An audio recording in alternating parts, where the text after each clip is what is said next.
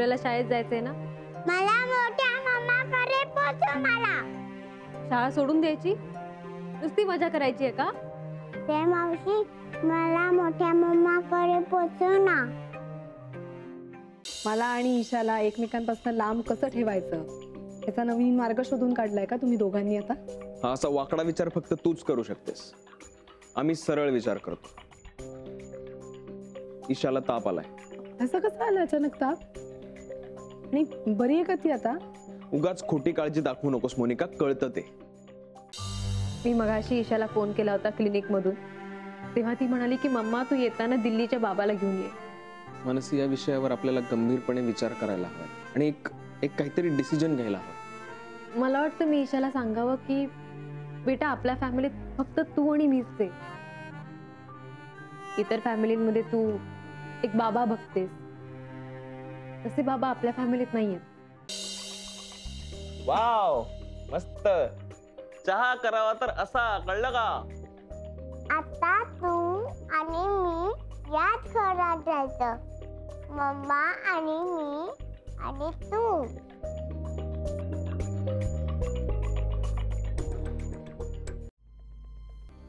तुम्हाला आता यापुढे नीट विचार करून पाऊल टाकावं लागेल मॅडम. हेच वाक्य तुम्ही मला प्रत्येक वेळेला सांगता. माझ्या फायद्याचं काय ह्याचा विचार मी कसा करणार? तो तुम्ही करा ना. मी आशील आहे तुमची. तुम्ही म्हणताय की तुम्ही, तुमचे मिस्टर विक्रांत आणि तुमची मुलगी ईशा हे तिघं एकत्र कसे येतील, बरोबर? हो, कारण मी विक्रांतची बायको आहे आणि ईशाला मी जन्म द्यावा ही विक्रांतचीच इच्छा होती. आणि ती मुलगी विक्रांतचीच आहे ही गोष्ट प्रूफ सुद्धा केली आहे मी. मग आता प्रश्न काय आहे? ईशा ईशा मला आई म्हणत नाही. ईशा मानसीला मम्मा म्हणते. म्हणजे आई, वडील आणि मुलगी अशा परफेक्ट पिक्चर मध्ये जिकडे मी असायला हवी तिकडे मानसी आहे. तुम्हाला तुमच्या मुलीविषयी भावना निर्माण झाल्यात का?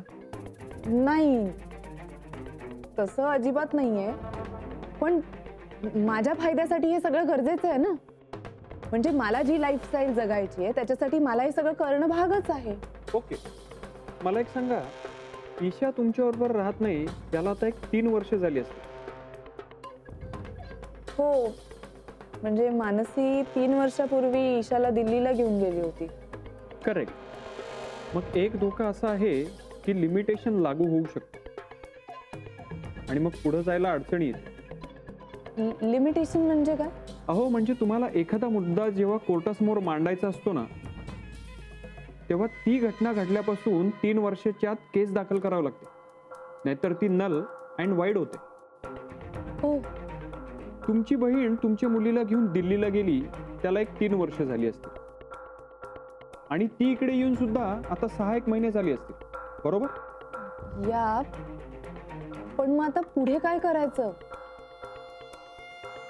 माझी मुलगी फक्त मला म्हणते तू मला फिरायला हवीस, आणि ते मला अजिबात सहन नाही. काहीतरी मार्ग काढावा लागेल, विचार करावा लागेल. तुम्ही सुद्धा करा विचार, आणि त्याआधी हा विचार करा की तुम्हाला नक्की या मार्गाने जायचंय.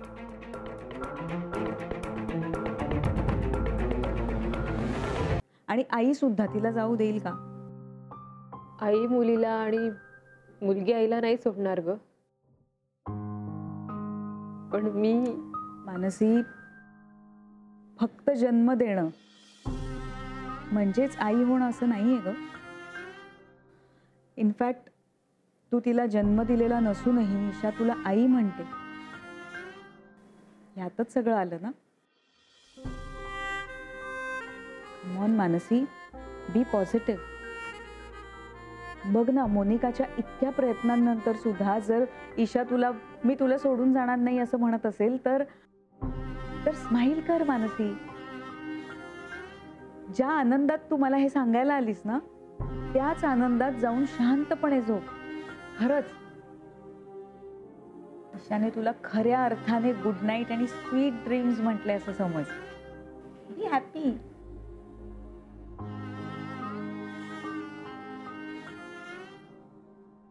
कोण जाणे, पण इतकं घडल्यानंतर जेव्हा जेव्हा ताईचा विचार मनात येतो तेव्हा तेव्हा खूप भीती वाटते.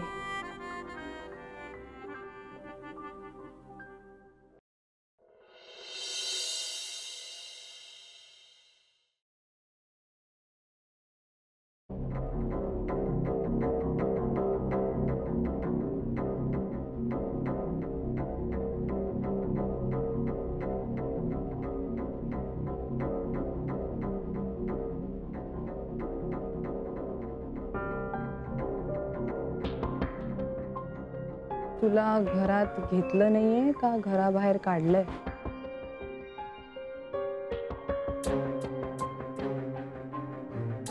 कसं आहे, काही गोष्टी घराच्या बाहेर बोललेल्याच बऱ्या.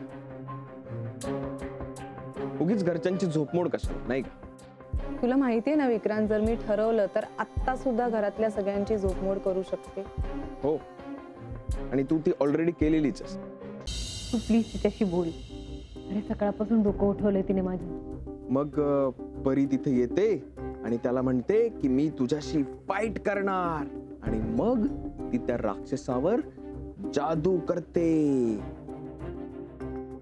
आणि त्या जादूमुळे राक्षस छोटा छोटा छोटा व्हायला लागतो.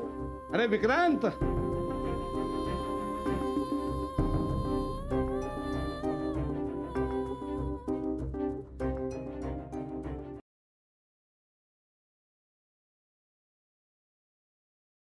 मग कसं केलं हो तुम्ही प्रपोज? प्रपोज जुहू बीचला. बीचवर? हो बीच. एवढ्या मोठ्या समुद्रावर? हो मग काय. अरे काय जोरदार प्रपोज केला तुम्हाला. त्या चिडखोर आहेत. बघितलं, या मामींनी बरोबर सांगितलं. बाकी आपले नुसतं तुम्हाला वाईट वाटू नये म्हणून कौतुक करत होते. असंच पाहिजे मामी. Very good.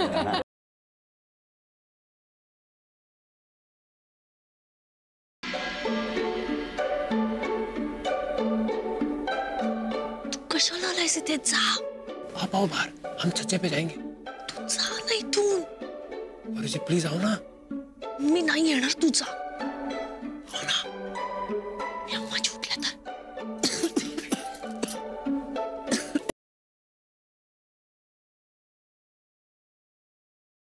काय विशेष काम काढलंय? तुला ना प्रेमाबद्दल काही कदरच नाही. मला आहे की. मग कशाला आमच्या घरी येऊन चोंबडेपणा केला? अरे तुला माहितीये का आम्ही कुणाचा वाढदिवस साजरा करत होतो, का करत होतो? तू माझ्या घरी येऊन पचकलास ना, म्हणून आता माझं घराबाहेर पडणं मुश्किल झालंय.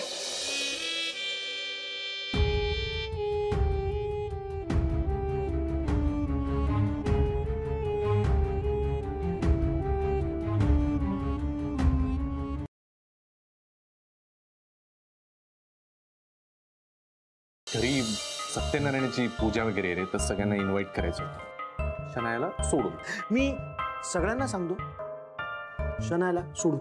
हे डेफिनेटली कुठल्या तरी पूजेबद्दल बोलत होते. मग मी विचारल्यावर खोटं का बोललेत माझ्या?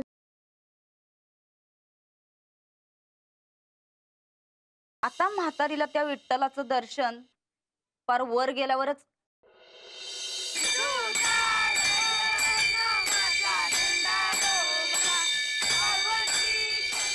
आता तुम्हीच दोघं माझं विठ्ठल रुक्माई.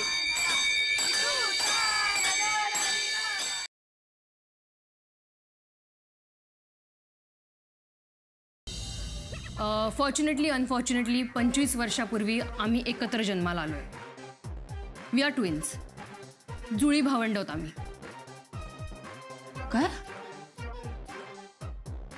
मी सांगितलं होतं ना ते नवरा बायको नसणार म्हणून? बघा. ए बाई, तुझ्या ट्रेनला दोन्हीकडे इंजिन होती. तू काहीच ठरवलं नव्हतं. काहीतरी तू आता बोलू नको, कळलं ना?